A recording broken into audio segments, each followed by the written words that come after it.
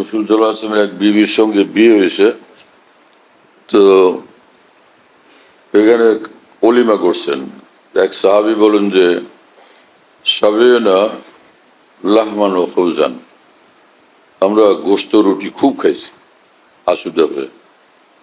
এরপর রসুল পাক সাল্লাল্লাহু আলাইহি ওয়াসাল্লাম নিজের স্ত্রীদের কাছে গেলেন, এক একজনের সঙ্গে সাক্ষাৎ করে বললেন, কাইফা হালুকুম আহলাল বাইত, হে আমার ঘরের মানুষরা, তোমরা কেমন আছো?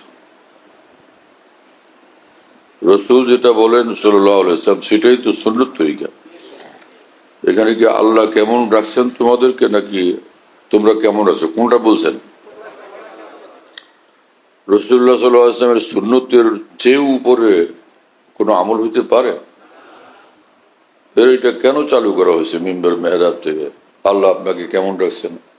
এই মানুষগুলোর এলেম নাই, এই মানুষগুলোর এলম নাই, জজবাস।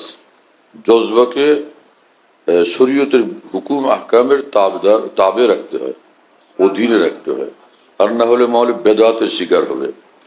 আল্লাহ আপনাকে কেমন রাখছেন এই কথাকে যদি সুন্নত তরিকা মনে করা হয়, এহদাস ফিদ্দিন হবে, মানে এটা সম্পূর্ণ বেদাত হবে। কারণ শরীয়তে এরকম কোনো কথা নাই। কথা বুঝতেছেন? অনুরূপ ভাবে ইব্রাহিম আলাইহিস সালাম গেছেন হযরত ইসমাইল আলাইহিস সালামের সঙ্গে সাক্ষাতের জন্য বহুদিন পরে। হযরত ইসমাইল আলাইহিস সালাম ঘরে ছিলেন না, তার বিবি ঘরে ছিলেন। হযরত ইব্রাহিম আলাইহিস সালাম জিজ্ঞেস করছেন, তোমরা কেমন আছো? কাইফা হালুকুম, এই কথা বলেন না আল্লাহ কেমন রাখছেন। এ বুখারী শরীফের হাদিস এটা। হ্যাঁ, তো এখানে আল্লাহ কেমন রাখছেন এটা তো বলেন না হযরত ইব্রাহিম আলাইহিস সালাম। তো সুন্নত ইব্রাহিমী হইল এই কথা, এইটা আল্লাহ তোমরা কেমন আছো এটা জিজ্ঞেস করতে হবে। এবং মদিনা মুনাওয়ারা আয়েশা সিদ্দিকা রাদিয়াল্লাহু আনহা রাসূলুল্লাহ সাল্লাল্লাহু আলাইহি ওয়াসাল্লাম জ্বরে আক্রান্ত ছিলেন, তো দেখতে গিয়ে বললেন যে, ইয়া আবাতি কাইফা তাজিদুকা, আব্বা আপনার শরীরটা কেমন লাগতেছে? আব্বা জান শরীরটা কেমন লাগতেছে? আপনি আপকো কেসা পাতে হ্যাঁ? এখানে কি আল্লাহ আপনাকে কেমন রাখছেন বলছেন? দুই নবীর আমল শুনেলাম, এইবার হলো সাহাবীর আমল। গেলেন তিনি হযরত বেলাল রাদিয়াল্লাহু আনহুর কাছে। হযরত আয়েশা, ইয়া বেলাল কাইফা তাজিদুকা, হে বেলাল কেমন লাগতেছে শরীর? আল্লাহ আপনাকে কেমন রাখছেন বলছিলেন? আর এই মৌলভী সাহেবদের একদল লোক আছে, তারা এই জজবাওয়ালা লোকদের কথা শুনে মনে করে এটাই ঠিক আছে। কোরআন হাদিস তো আমাদের পড়া উচিত। ওই দাওরা পাশ করার পরে যে কিতাব, যে 9টা 10টা কিতাব যা পড়ছিলাম মাদ্রাসায় হাদিসের, মাচায় তুলে রাখা হয়েছে, আর কোনোদিন দেখা হয় না। এইভাবে কি এলেম জিন্দা থাকে? হ্যাঁ, এলেম জিন্দা রাখার এই তরিকা? এত বড় হাফিজ কবে হইলাম যে একবার দেখছি আর ভুলবই না। আমাদের দেখতে থাকা উচিত। আমরা নিজেরা উপকৃত হব, ওলামায়ে দ্বীন দেখলে নিজেরা উপকৃত হবেন, উম্মত তাদের দ্বারা উপকৃত হবেন। সেটা নাই, আজীব হাল। অধিকাংশ আলেমদের অবস্থা হলো দাওরা পাস করার পরে কিতাবাদি আর দেখেন না। অধিকাংশ আলেমদের, মাদ্রাসার অধিকাংশ শিক্ষকদের অবস্থা হলো দর্শের কিতাব কয়টা মোতালা করেন আর কোনো কিতাব মোতালা করেন না। না ফিকহের কিতাব, না তাফসিরের কিতাব, না হাদিসের কিতাব, না হাদিসের শুরুহাত, না ফিকহের কিতাব, না ফতোয়ার কিতাব মোতালা একদম নাই। না তাসাউফের কিতাব, না আকাবের দিনে মুলফুজাত মাওয়াজের কিতাব। একজন আলেমের শান এই। হ্যাঁ, আলেম মানুষ তো ইলমের নেশার মধ্যে ডুবে থাকবেন।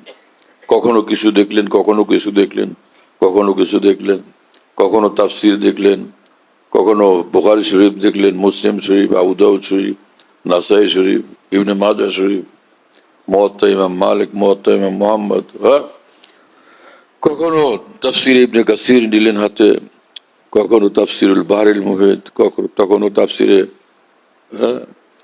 বয়ানুল কোরআন, কখনো তাফসিরে মাযহারি, তাফসিরে ইবনে জারীর তাবরী।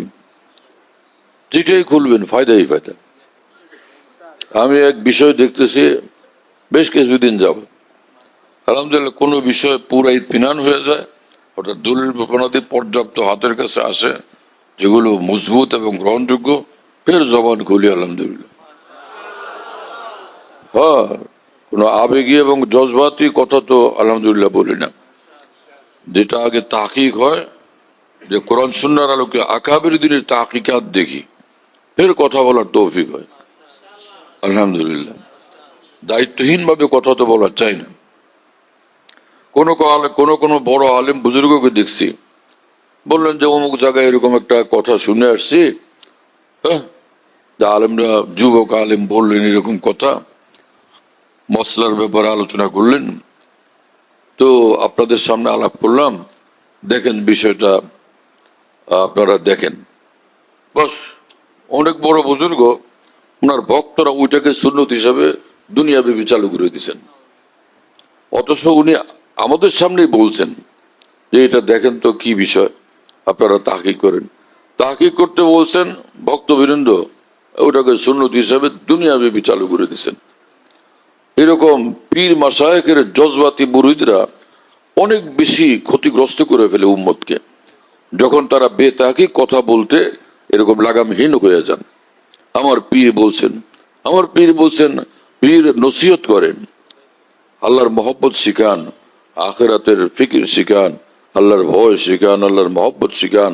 হ্যাঁ, কিন্তু শরীয়তের মাসলা মাসাইল বললে তখন সেটা, সেই পীর যদি মুহাক্কিক আলেম হন মাসাইল শরীয়তের ব্যাপারে, ঠিক আছে।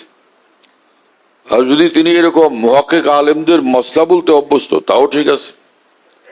আর যদি পীর সাহেব এরকম মুহাক্কিক আলেম না হন, আর শরীয়তের আহকামের ব্যাপারে তিনি পাকা না হন, তাহলে সেক্ষেত্রে তার কথা শুনে সেটাকে প্রচার কেন করা? আলেম মানুষ কেন এটা করবে? আলেমের দায়িত্ব এই বিষয়টাকে একটু দেখে নেওয়া। কথা বুঝতেছেন? ঢাকাতে আমি এখানে ঢালকানগরে আর সিংরেজি 85-তে মানুষ মাস্টার জিজ্ঞেস করলে আমি সবসময় আমাদের আকাবিরের ফতোয়ার কিতাবাদি দেখে তারপরে কথা বলতাম। জানা আছে তো জানা আছে, না হলে এটা করতাম। একবার এক লোক মাসলা যায় না, এখনই মুন্সিগঞ্জ বিক্রমপুর যাবে, আমাকে বললেন যে ইংরেজি শিক্ষিত লোক, মশলাটা কি? আমি বললাম এই মশলা আমার দেখা নাই, আমি এখনই কিতাব দেখি পরে বলি, আমার এতটুকু সময় নেই। তো ওই জমানা তো মোবাইলের জমানা ছিল না। পরে আমি ঢাকার এক বড় আলেম মানুষ, যিনি বুখারী শরীফ সারা জীবন পড়াইতেছেন, মুরব্বী মানুষ, তাকে ফোন করলাম যে এই মশলাটা আপনার জানা আছে কিনা। আমার এই কিতাব আপনি পড়েন নাই, মশলা তো এটাই। উনি বলে দিলেন, কিন্তু আমার অভ্যাস ছিল নিজে কিতাব থেকে দেখার আগে না বলা। তো উনি বললেন, পরে আমি ওনাকে বলে দিলাম। উনি চলে গেছেন, আমি অস্থির হয়ে গেছি, আমি নাকি দিকে বলে দিলাম না জানি কি। পরে কিতাব খুলে তাহকিক করে দেখে এই মশলা যে হুজুরকে জিজ্ঞেস করছে উনি একদম ভুল বলছেন। কথা বুঝতেছেন? আর ওনার ভুল মশলা বলার একটা অভ্যাসই রয়ে গেছে। আগে তো বেশুমার ভুল বলতেন, এখন একটু কমছে মনে হয়। কথা বুঝেন নাই? কিছু লোকই এরকম থাকে, আমি সব জানি বলতেই থাকেন। এ সকল লোক যত বড় হুজুর হোক এক্সিডেন্ট করেন, বড় কথা সব জানে কি? আমরা তো জানি না বেশুমার জিনিস জানি না বেশুমার জিনিস। আকাম শরীয়ত মসলা মাসাইল এগুলো তো নাজুক বিষয়, এগুলো তো সহজ বিষয় না। কত বড় আল্লামা আপনি! আল্লামা আনোয়ার শাহ কাশ্মীর রহমতুল্লাহ আলী বলতেন, ইবনে হাজার আসকানের ফতুল বাড়ির মতো আরেকটা ফতুল বাড়ি যদি লিখতে বলো, ইনশাআল্লাহ আমি আনোয়ার আল্লাহর রহমতে আরামসে লিখে দেব। আর যদি ইবনে আবেদিন স্বামীর ফতোয়া স্বামীর কথা বলো, তাহলে আমি ইবনে আবেদিন স্বামীর কাছে মাথা নত করতে বাধ্য। কারণ ফিকহ এবং ফতোয়ার ফন এই বিষয়টা বড় নাজুক, বড় ভীষণ নাজুক বিষয়। এখানে এত স্বাধীনভাবে লাগামহীনভাবে কথা বলা যায় না। কথা বুঝতেছেন প্রিয় বন্ধুরা? আফসোসের বিষয় যে নিজের এলেম এত বেশি যে সব মুখস্থ হয়ে গেছে, এরকম যে বলে ইবলিস কাঁধে ছাওয়ার হয়ে গেছে। মহান আকাবের দিনের শান ছিল যে বিষয় জানা নাই, আরামসে বলে দিতেন যে এটা আমার জানা নেই, লা আদরি। এটাও বড় আলেমদের ইলমি শান। জাতাবাড়ি মাদ্রাসা দাওয়াতুল হকের ইজতেমা, মুফতি আব্দুর রহমান সাহেব রহমতুল্লাহ আলী প্রিন্সিপাল সাহেবের অফিসে বসা, ডালকানগর হযরত মাওলানা হেমায়েত সাহেব রহমতুল্লাহ আলী আমার সামনে মাসলা জিজ্ঞেস করছেন ওনাকে, বললেন যে মাওলানা এই মাসলা আমার জানা নেই।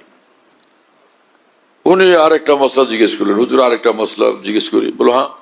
বললেন তো মুফতি আব্দুর রহমান সাহেব রহমাল্লাহ বললেন এটাও আমার জানা নেই। 3 নম্বর আরেকটা মশলা জিজ্ঞেস করলেন, উনি বললেন এটাও আমার জানা নাই। তা আমার মনে হয় আজকে তো এখানে মুফতি মনসুর হক সাহেব আছেন, মনে হয় ওনার এই বিষয়টা জানা আছে, ওনার সঙ্গে একটু কথা বলে। সেদিন থেকে মুফতি আব্দুর রহমান সাহেব রহমাল্লাহর প্রতি আমার শ্রদ্ধা পয়দা হয়ে গেছে। এই মানুষ সত্যিকারই আলেমে দ্বীন।